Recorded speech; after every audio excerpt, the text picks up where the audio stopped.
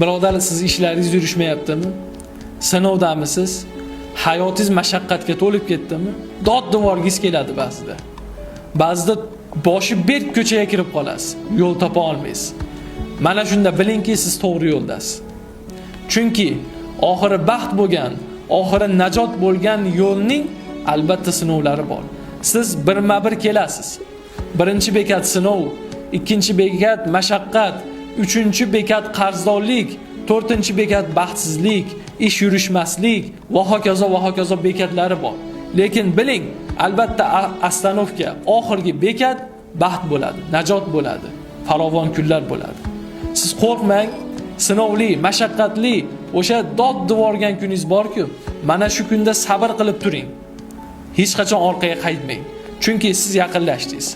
Baxt degan bekatga yaqinlashib qoldingiz. Agar siz orqaga ketadigan bo'lsangiz, yana o'sha bekatlardan birma-bir o'tasiz. Qarzdorlik, mashaqqat, sinov, og'ir kunlarga yana qaytasiz. Qaytmaslik uchun bosib o'tdingizmi? Demak, baxt bekati yaqinlashyapti. Siz ana shu bekatni maqsad qilingda olg'a surishda davom eting.